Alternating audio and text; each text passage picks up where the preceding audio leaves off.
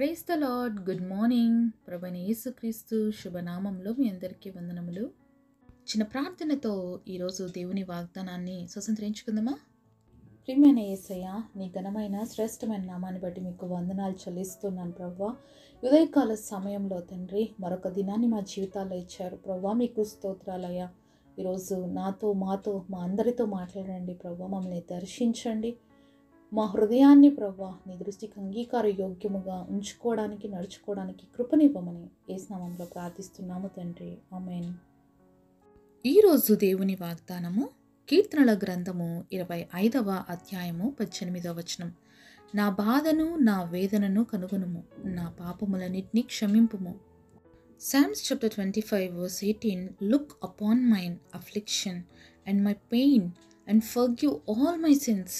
దేవుడిచ్చినటువంటి అద్భుతమైన మాటల కొరకు దేవునికి సమస్తమైన మహిమ ఘనత ప్రభావములు చెల్లునుగాక. మరి ప్రతిరోజు కూడా మన ప్రార్థన దేవుడితో ఈ విధంగా ఉండాలండి. మరి ఇక్కడ భక్తుడైనటువంటి దావీదు దేవుడి సన్నిధిలో ప్రార్థన చేస్తున్నాడు. నా బాధ నా వేదనను కనుగొనుము, అంతేకాదు నా పాపాలన్నింటినీ కూడా క్షమించుము అని అడుగుతున్నాడండి. చాలాసార్లు మన యొక్క బాధకి, మన యొక్క వేదనకి, మన యొక్క కృంగుదలకి, మన యొక్క నిరాశకి కారణం ఏంటి తెలుసా? పాపము. ఎందుకంటే దేవుడు వాక్యం ఈ విధంగా సెలవిస్తుంది, పాపం వలన వచ్చు జీతం మరణం. అంతేకాకుండా సమస్తమైన వేదనకి, మరి చాలాసార్లు బాధకి కారణం ఏంటంటే మన పాపము. ఎందుకు దేవుడి బిడ్డలుగా మనం పాపం చేస్తే అంత బాధ మనకు కలుగుతుంది, ఎందుకు మనకి వేదన కలుగుతుంది అంటే, మనలో ఉండేది ఎవరంటే దేవుని యొక్క ఆత్మ. దేవుని యొక్క ఆత్మ మీలో నివసించున్నదని మీరు ఎరగరా? మరి దేవుడి ఆత్మ మనలో ఉంటే పాపం చేసినప్పుడు నొచ్చుకోదా అండి? ఖచ్చితంగా. మరి ప్రతి ఒక్కరి మనస్సాక్షి ఈరోజు ప్రతి ఒక్క వ్యక్తిని గద్దిస్తుందండి. ఈరోజు మనిషి తను చేస్తుంది తప్పని ఎలా గ్రహించగలుగుతున్నాడంటే, దేవుని ఆత్మ మనలో ఉంది కాబట్టి మనమందరము ఆయన స్వరూపంలో, ఆయన పోలికలో దేవుడు మనల్ని రూపించుకున్నాడు. అంతేకాదు, ఆయన నాసికారంధ్రములో జీవవాయువును ఊదినప్పుడే మానవులుగా మనం తయారయ్యాం కాబట్టి, ఆయన యొక్క ఆత్మ మనలో ఉంది కాబట్టి పాపం చేసినప్పుడు మన మనస్సాక్షి చాలాసార్లు మనల్ని గద్దిస్తుంది. చాలామంది మనస్సాక్షి మాటకి లోబడరు అనమాట. ఆ గద్దింపుని యాక్సెప్ట్ చేయరు. అలా ప్రతిరోజు కూడా మన దేవుని యొక్క ఆత్మ మనల్ని గద్దిస్తున్నప్పుడు మనం పట్టించుకోకుండా, ఆ మాటని ఏమాత్రం లెక్క పెట్టుకోకుండా అయిపోతే మన పరిస్థితి ఎక్కడికి వస్తుందో తెలుసా? మరి దేవుని యొక్క ఆత్మ మనతో మాట్లాడుతున్నప్పటికి కూడా మనం గ్రహించలేమన్నమాట. ఒకసారి ఇర్మియా గ్రంథము 13వ అధ్యాయము 22వ వచనం చూద్దాము. నీవు ఇవి నాకేలా సంభవించినని నీ మనసులో అనుకుని ఎడలా, నీవు చేసిన విస్తారమైన దోషములు బట్టి నీ పట్టచంగులు తొలగిపోయెను, నీ మడిమలు సిగ్గునందెను. కూషు దేశస్థుడు తన చర్మమును మార్చుకొనగలడా?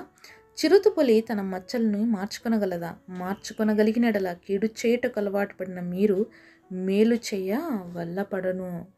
ఇక్కడ దేవుడు ఒక మాట మనల్ని ప్రశ్న వేస్తున్నాడు అనమాట. ఇది నాకే ఎందుకు జరిగింది అని నీ మనసులో నువ్వు అనుకుంటున్నావు కదా. కారణం ఏంటంటే, నీ విస్తారమైన దోషాలు బట్టి నీకేం కలుగుతుందంట? సిగ్గు కలుగుతుంది, అవమానం కలుగుతుంది, అలాగే పాపమును బట్టి వేదన కలుగుతుంది. అయినా కూడా నువ్వు మార్చుకోవా? నువ్వు విడిచిపెట్టవా ఆ పాపాలని? నేను దేవుడు ఈరోజు మనల్ని ప్రశ్నిస్తున్నాడు అనమాట. అలాంటి జీవితము ఇంకనైనా నువ్వు మార్చుకొని వస్తే నేను తప్పకుండా నిన్ను ఆశీర్వదిస్తాను అని దేవుడు సెలవిస్తున్నాడండి.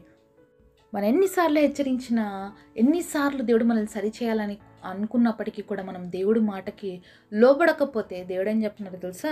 మరి కూషు దేశస్థులు తమ చర్మమును మార్చుకునగలరా? మనకు తెలుసు కదా, వెస్ట్ ఇండీస్ సైడ్ అంతా కూడా మరి సూర్య యొక్క ప్రభావం వాళ్ళకి చాలా దగ్గరగా ఉండడం వల్ల వాళ్ళు ఎంత వాళ్ళ శరీరాలు అంతా కూడా నల్లగా ఉంటాయో, మరి వాళ్ళ చర్మాన్ని ఎవరు మార్చలేము. అలాగే చిరుతపులికి కూడా తన మీద ఉన్నటువంటి మచ్చలు మరి దేనికి ఉండవు కాబట్టి మరి ఆ క్యారెక్టరిస్టిక్స్ వాటికి ఉన్నాయి. ఒకవేళ వాళ్ళైనా మార్చుకుంటారేమో కానీ మీరు మాత్రం మార్చుకోరు మీ బుద్ధిని అని దేవుడు ఈరోజు సెలవిస్తున్నాడండి.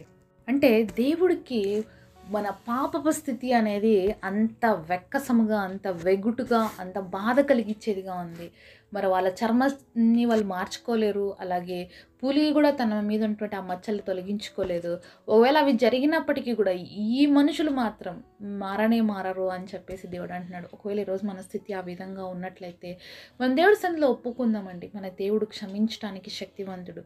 దేవుడు గర్దిస్తున్నప్పుడు లోబడకపోతే మన జీవితంలో భయంకరమైనటువంటి మరి అదో పాతాళంలోకి వెళ్ళవలసి వస్తుంది. పాతాళం ఎప్పుడు కూడా నోరు తెరుచుకునే ఉందంట. సామెతల గ్రంథం 27వ అధ్యాయం 20వ వచనంలో చూసినట్లయితే, పాతాళమునకును అగాధ కూపమునకు తృప్తి కానేరదు. చూసినాం కదా, మరి పాతాళంకి తృప్తి కలగట్లేదండి. అంటే సైతానికి ఇంకా సాటిస్ఫాక్షన్ జరగట్లేదు. ఎందుకంటే అనేక మంది దేవుడిని నమ్ముకొని దేవుడి దగ్గరకు వెళ్ళిపోతారు. అందరిని తీసుకొచ్చి నరకంలో వేసేసేయాలి.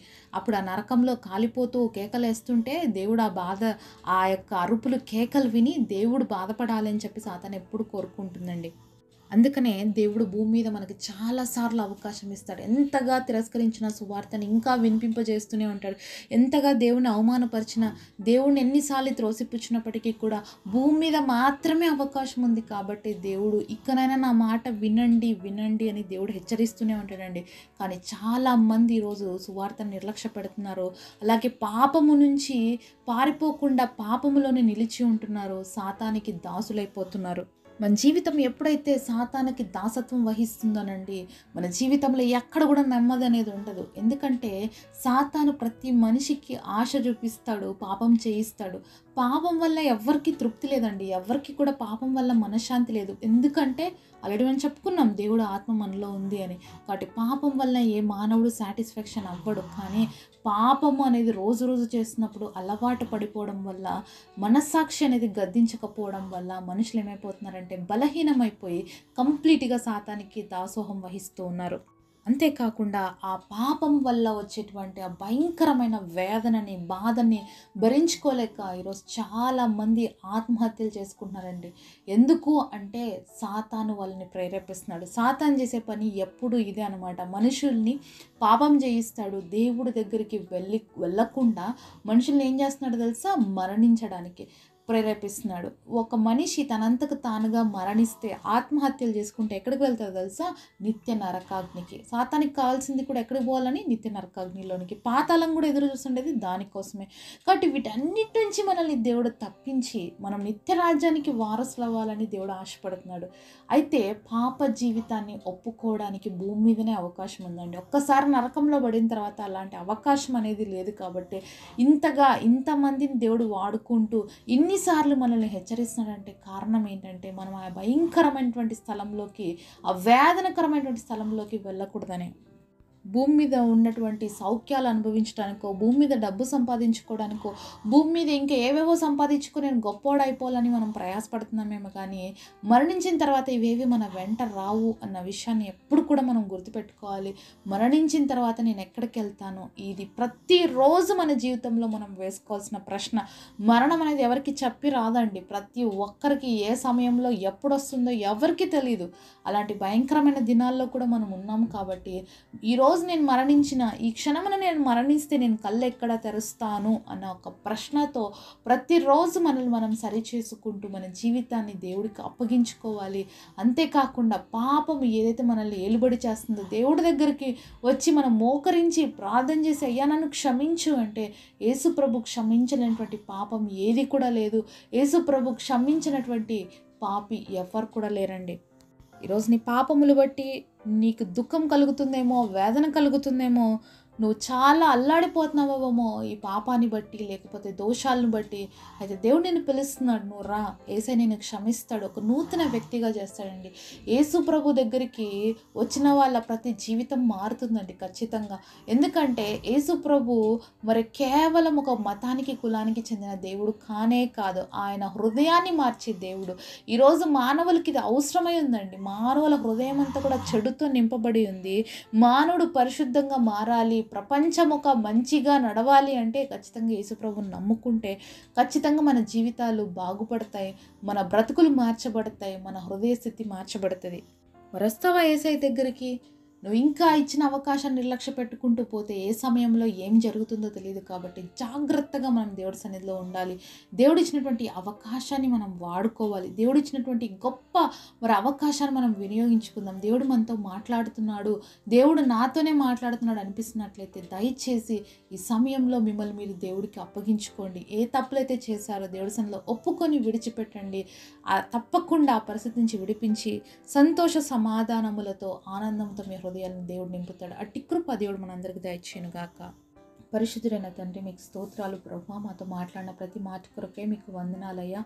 ఈరోజు మా అందరి తప్పులు మేము ఒప్పుకోవడానికి సన్నిధిలో వచ్చి ఉంటుండగా మమ్మల్ని అందరినీ క్షమించండి.